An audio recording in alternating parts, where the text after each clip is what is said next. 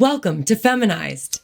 It's time for a show that turns the spotlight on the powerful women shaping cannabis culture. The cannabis industry is on fire and women are sparking it up. If you like the show, please subscribe. You can also subscribe to the Feminized podcast with Liz Grow on YouTube and Instagram. The future is feminized. For our first episode, I bring to you Panamanian-born, Brooklyn-bred, internationally known Denver hip-hop radio personality, Miss Mang-Yee Reverie. Mang-Yee is the host of Mile High Sessions podcast. It's a podcast about cannabis culture, and she's also the owner of Cloud 7 Studios and Event Space, which is where we shot our podcast today. She's a brand ambassador, a cannabis marketing consultant, and a mom, and she drops some serious knowledge bombs on us about starting over and never giving up on your dreams. Enjoy today's episode. Hey sis. You're now listening to the Feminized podcast. Welcome to the Feminized podcast, where we talk to the most inspiring and empowering women in cannabis today. I have with me on the first episode, Miss Mang-Yee Reverie in Cloud 7 Studios in Denver, Colorado. Thank you, Mang-Yee. Oh my being God. Here. I'm so excited. I'm glad that you flew all the way into the Mile High City to sit down with me. I'm super excited to tell y'all my tale. Beautiful. Mang-Yee, what was it like moving to Denver and starting all over? I knew nobody here in this state. I literally came here, me and the kids. Yeah. So it was a start over, it was a start over point, and it was something that I decided that I had enough love for to actually pursue. Yes. I went back to school. I commuted 3 hours a day back and forth from Denver to Colorado Springs. Oh my God. I was a mother, also full-time, and a student, and it was a lot of days I wanted to quit. A lot of days, because again, you're older, so now you want to try to be, at that point, what's realistic? Oh, well, there's all these younger kids that I'm at school with, and they're coming out of high school or coming out of college, and they have that spunk, or they're from here, they have a network, and I'm kind of, on the outside, but it was a never give up thing. So I got on the radio. I graduated. Trey, one of my producers here, that's here in the house with us, he was one of my professors. So he's always been very close to all of my projects, and he's kind of watched the progress over the years. It's been at least 4 years since I've been in school now, probably 3-4 years. And that's incredible. You took him with you. Yeah, I basically you were like, hey, took him along. Yeah. Oh my God, let's build something together. Let's build something real. Exactly. Imagine as a professor, it's probably you see these students come through and you're like, you must get tired of seeing them just come through. So just being able to align with you and help you, mentor you through it must be so satisfying. I had some fun professors. I got a professor, we'll tell a funny story. He hates when I tell this story, right? Hates this story. First day of school, right? I think I was maybe, 35, probably around there. Oh my God. I know, I was 35. My kids were all in high school and junior high school, so older children. Yeah. And I'm so excited to be a student again, right? Oh my gosh. Because I didn't finish school traditionally. I was a high school dropout. I did not finish high school, so my life was a different route. And to be able to be sitting in a situation like that was cool, because it was like the one thing I regretted not ever being able to do was go to college traditionally. And I look around the classroom and it's mad young kids, and I was like, shit. I was like, you think you're too old for this? I was like, nah, you can't back out of it now. Right. Let's figure this out, because I had a purpose. I wanted to specifically go to school so I could get an internship on one of the major radio stations. That was my plan. Ooh, I love it. And that's why we were sitting in that classroom. And we had a professor named Jim Coda. Jim Coda, this one's for you. And on the first day of school, he's going through, I guess, the opening. He did the broadcasting, the radio broadcasting side, and then we're all kind of introducing ourselves, and he said, well, you young lady are gonna have a problem. And I was like, oh man, don't start picking on me already. I said, have a problem with what? Outside of the fact that I'm the oldest student. I said, humor me, what problem am I gonna have? He said, well, you're already looking at this unrealistically. He said, nobody ever comes into the market and off bat ends up in the genre that they want to work with. He said, and you don't strike me as the country type of girl, or, and I was like, I said, okay. he asked where I was from. I said, I'm from New York. He said, well, we have a voice coach that comes in and she's gonna assist y'all with losing all traces of accents and different things. I was like, but isn't that what gives you a personality? He said, yeah, but that's not universal and you're gonna have problems. And I was like, damn. He said, you gotta lose the accent and just be ready to end up with your first job in Timbuktu, freaking Alabama somewhere, and it's gonna take you a long time to work up to this. And I was like, okay, well, cool. I guess that's what we're doing. So I went through the program, I graduated, my kids were at the graduation, it was cool as shit. And I wouldn't even say it was 2 months, I got contacted by the main hip hop station here in Denver and said, we like your sound. It's real unique. Come in with your air checks and let's see if we could work with it. And I got hired on the station I wanted to go on the genre I wanted, and I never had to change who I was. As a matter of fact, because I stayed who I was able to do it fairly quickly, you know. Beautiful. Fairly quickly get plugged in and then walk through the door with your head held high. Absolutely. Being who you are, knowing they want you for you. Exactly. You know, and that is just, I love that story. So I'm still friends with that professor to this day. Course, when I got the job, yes. He called me personally. He said, I've never seen that done. He said, and I knew you were special. Yes. So congratulations, go get it. Get it, girl. Yes, I love that. That was pretty cool. So how did you, during that time, I mean, being a mother, being in a city that is just totally unfamiliar to you, being told essentially that you're not going to make it unless you lose who you are. I had so many people tell me I wasn't going to make it. Right. So how do you stay strong? How do you keep pushing? How do you end up here?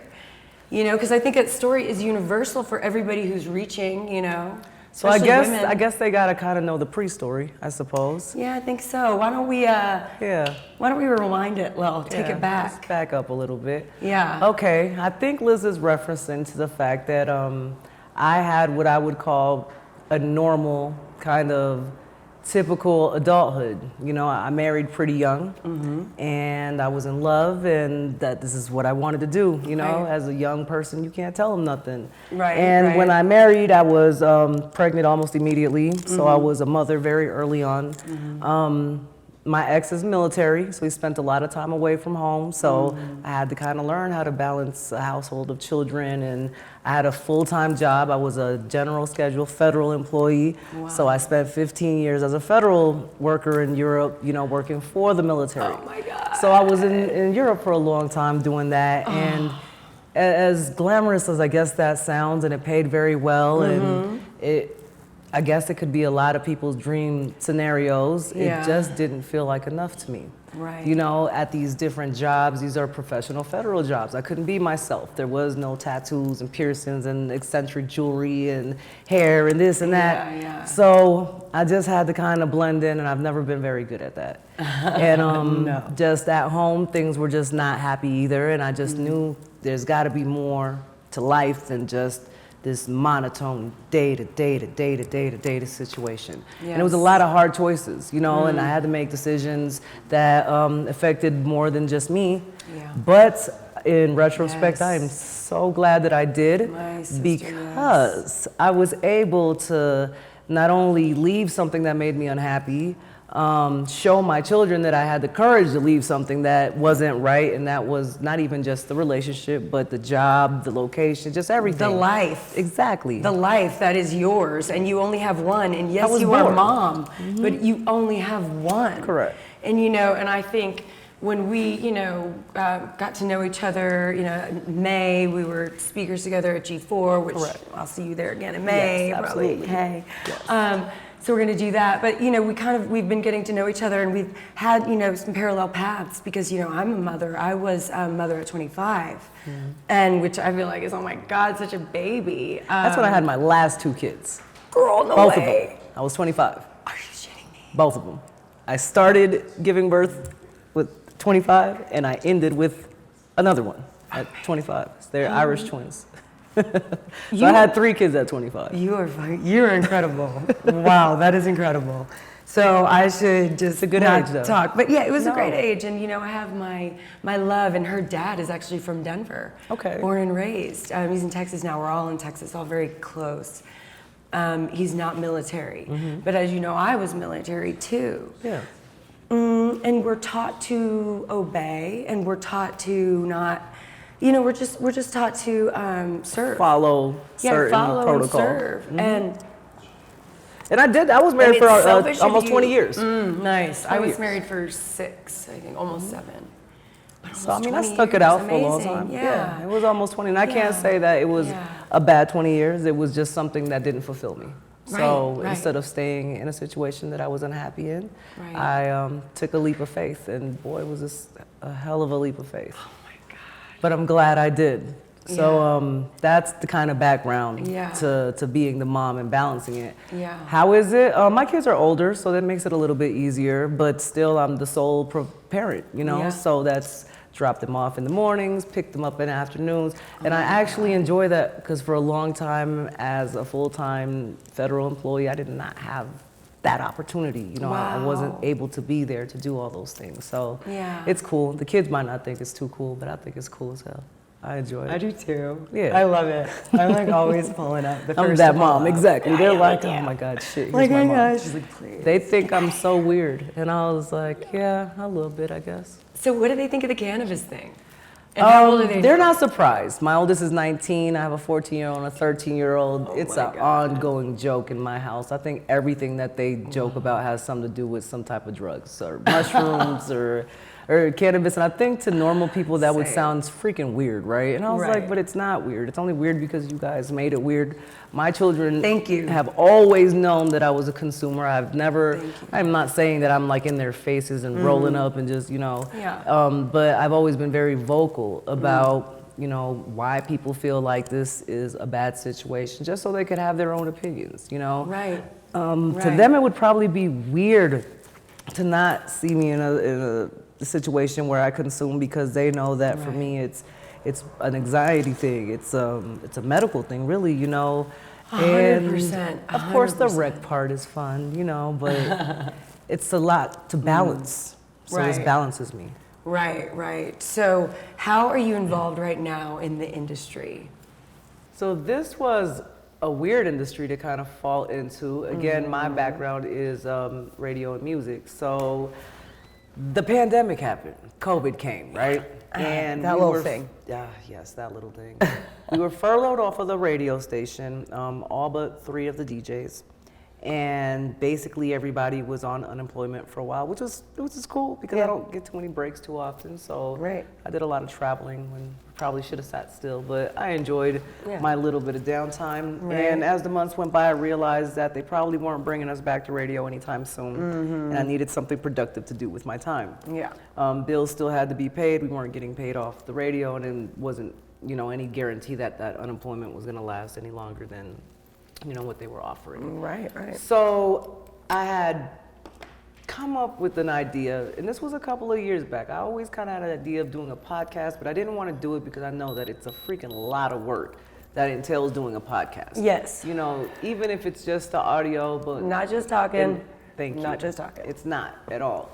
You have to think it out very thoroughly as far as what your audience is, and just being in radio and the marketing side of that, I understood that. So when I was thinking of doing a podcast, I wanted to stick to a subject that I would not run out of content for, and I didn't want to do a music related podcast. I felt like there was people that had way better experience and a niche for that. And I left that for them. And Denver, I wouldn't consider a very musical city, so I wouldn't have been able to carry that podcast for any prolonged period of time. I didn't want to, at least. And a lot of people still criticize me, like, you're on the radio. I was like, I didn't want to do absolutely anything related to music. I wanted this to kind of challenge me and be something different. So I call back home to New York, and I asked my big brother, Redman, I was like, what do you think I should do a podcast on? And he says to me, you already know the answer to that. I don't know why you're bothering me with this shit. He was like, you live in a freaking city where you're surrounded by every legal portion of that. Go figure it out. And Yes. I want my royalties once you make it. Have fun. Kind of just, I was like, Yeah. damn, maybe he's right, you know? Okay. So I kind of want verification, and I call a different camp, and a friend of mine, Sonny, who is a producer over at the Drink Champs camp in Miami, and I asked him the same thing, and he kind of laughs, and he was like, I don't know why you're calling me for this, you already know your answer. Do cannabis, you got this, call me if you need any help. Yes. So I kind of sat on that idea for a little bit, and I was like, that might not be a bad idea, because I do consume, and I knew a lot of people industry-wise, and I was Right. like, that might be fun, but how could I get this to be a situation where it's beneficial to the people that I'm working with, and something that I could actually make a living off of? And I didn't look at it as a marketing situation at that point in time, but I still wanted to be able to showcase different products and just how we've seen done in the regular industry, because you also worked in the industry. Yeah, So yeah. we understand like the reason why I don't have a Coca-Cola bottle sitting up here real pretty and you see these red cups, because it's marketing, you know what I'm saying? So we know kind of how to maneuver in that part of the industry, and I reached out to Wolfpack Cannabis actually and asked them, would there be interest in having somebody assist with the marketing and kind of promoting the whole situation? And they took a shot. They said yes, so they sponsored, you know, X amount of the podcast, and then my task was I need to find a location. Where am I gonna shoot this at? I knew I wanted it to be visual. Yes. This is kind of where Trey comes back in the picture, and he's always just real positive. Nah, you'll figure it out, it'll be good. We got this, you know. And I'm losing my mind because I can't find no locations in the city that'll let us smoke. I was like, I can't have a smoking podcast and not smoking it. Right, And I was right. just getting discouraged, like maybe this isn't it. And one day I was like, you know what, I quit. I don't wanna do this anymore. Tired of it. I told Trey I'm good. He was like, nah, just take some days. And Yeah. I was like, I don't want to do it. I can't find the location. It doesn't make any sense. So I calmed down, and something was like, go on Craigslist. I don't even know where or why. I would never go on Craigslist looking for anything. I usually don't. Right. And I went on Craigslist and I saw this window. It was actually this apartment, this unit, on an ad. And I was like, oh my God, where is this view at? Because it was a freaking 15-foot floor-to-floor, ceiling-to-floor windows, whole view of the Denver skyline. And just for what I visualized for the podcast, I knew I had to have this spot. Yes. The spot was actually rented out at the time when I came, so I was a little bit sad again. But I was like, nah, you know what? This one's gonna work out. Yeah. And I got a call maybe a month into just kind of waiting, and they said the people had vacated the apartment randomly, and it was available. So I nothing signed the is lease. random. Yeah, I It's meant signed the to lease, be. and it's like, what the hell did I get myself into? So Be careful what you wish for. that's how this started. Be careful what you wish for. And so how's it been? It's truly an entrepreneur, because that's what it is. You're investing in your business. Yeah. You know, this Mile High Sessions is, I mean, it's more than Mang-Yee Reverie. I mean, it's you are guiding it, you are hosting it, you're bringing it to life. Yeah. But look at what you're doing. Look at what you're doing for the city of Denver, and you know, so much for the cannabis culture. You know, you're investing in this business. So how's it going? So And what can we do? How can we help? Who's listening well, I out haven't there? released What the do we do? podcast yet. Okay. So we've been in the spot for over a year, and I decided to do it very differently than everybody else. Okay. I think everybody gets into a rush and decides that I have this idea, and if I don't execute this idea within said, you know, portion of time, that my idea is not worth it. Instead Right. of actually really taking the time out Yeah. to map out what it is that you're trying to do. Because honestly, when we took this location, I didn't know what the hell we were doing. I sat on the counter, no furniture, no, you know, this is a pretty penny, you know. And I think I Yeah. cried for the first 3 days. I just sat and looked out the window and cried. I was like, why the hell did I do this? Like, this doesn't make any sense to me. And I was I was scared. I'm not gonna call it anything else. I was Yeah. scared. It was a lonely process. A lot of people didn't believe that I could do it, or that it Yeah. made sense, or why I would do something like this. They Right. didn't see the value behind marketing and pushing different products and different brands.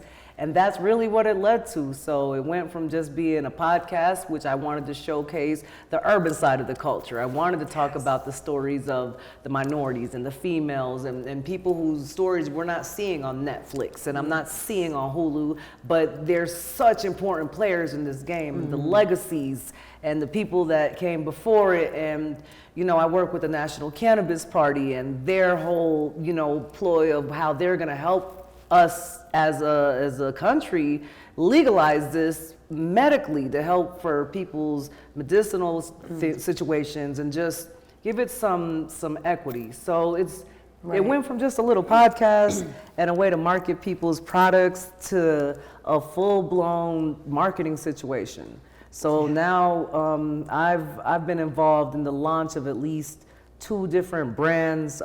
Salute to Tical, that's Methodman's brand. I was very heavily involved in all of the planning, the execution of the drops, meet and greets, marketing, promo. My photographers, Cam does all their stuff here in Colorado, and we've set the bar really high for what it looks like to market a cannabis product. Certified Magic also, they're a little family, small Latino-owned situation, and now they're in every major cookies and all the major dispensaries here, and now we're looking at deals in other states, and this is all within a year. So I know the marketing is clutch. You know, Wolfpack always did a wonderful job at marketing themselves, so it's fun to just grow with them and then now see all the different things they've kind of graduated into. So for me, I think the most important part of this for me is the documentation of a very fast-growing culture and being a pioneer in the media side of this game, which is how we met. We were speaking on a panel in Las Vegas about a very new part of this industry, you know? Absolutely. Absolutely. Wow. Wow. Your story, you know, I heard it, you know, at the panel, and we've all, you know, had some conversations, lots of conversations since then, you know, but it never ceases to amaze me, just your perseverance, you know, and your just belief. I mean, and I have to say, so I just want to talk about, speak on one topic, and then I have 3 questions that I ask all my guests. Okay. Before we wrap up, okay? Gotcha. Topic that I want to talk about right now is style. Okay. Okay? Good topic. It may be foreign to you. No, I mean, can we please just tell me about your style inspirations, talk me through it. You know, you're just a light. The first time I saw you, I think Patrick and I were like, oh, fuck yes. Like, I had a lot of green on. I kind of resembled a leprechaun. Yes, no, but your hair was just like, it was a beautiful like wave. Farrah Fawcett. Farrah Fawcett, it was amazing. It was amazing, amazing, amazing. So yeah, talk to me about your style, babe. I'm a Gemini, so my style kind of just depends on what I feel like that day. Like I said, I'm a round the way girl, so always just very urban. I like accessories. I'm a big accessory girl, so I don't think I focus as much on, you know, I could wear a white t-shirt and some jeans, but my sneakers have to be freaking A1, just fly and clean, and I like my jewelry. It's a New York thing, you know, I guess it's a culture thing. Latinas with the big hoop earrings and that stuff that I'm used to. I always grew up like that. I've always worn a ton of jewelry. So you must have been dying. You must have been dying in the feds. Like, oh my God. What the hell? Did you just like, how did you express yourself? I got in trouble a lot. They wrote me up a lot. As a matter of fact, I came across a box of EEO complaints that I had to file over multiple years because everybody kept bothering me. It went from no facial piercings to no. They wrote a SOP once, I shit you not, I still have it somewhere. And everything on the SOP was the outfit that I had on that day, right? So as it read this shit out loud and they handed it to us and I'm reading it, and I was like, this SOP just describes my entire outfit that I have on right now. Like, I think you guys wrote this before I came into this room. Wow. So I fought them a lot. I was always the rebel. And they were like, you probably shouldn't stay in federal. I was like, I probably shouldn't stay in no damn federal service. But it paid so well. And it's what everybody expected me to do. They expected me to be somebody's wife, somebody's mom. Great job. You know, I'm not saying that again. That doesn't suffice. But it's not what I wanted. Yeah. So Thank now God. I get to Thank be God. whatever the hell I want. I probably have over 100 tattoos, easy. Yes. I got like a monthly check-in that I go to my artist when I Oh my feel like God.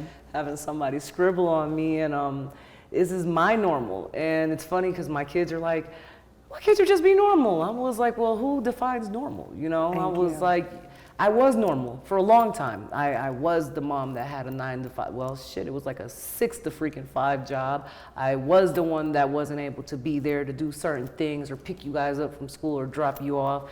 They know, I think they think I'm overbearing now. I was like a mama bear, and it's just me. I feel so that. I have to protect this whole feel broad, you know. But I'm enjoying the fact that all of their skills are basically in the arts. You Yeah. know, both of my daughters are very beautiful. talented artists, and they paint and they draw, and one's an actress. And Do they help with this? Do no, they didn't No, come in and okay. help with this. Okay. I let every artist come in here, and I didn't tell anybody what to do. So they all picked their own wall, and I just said, make it fit what you think fits me. That's all I asked.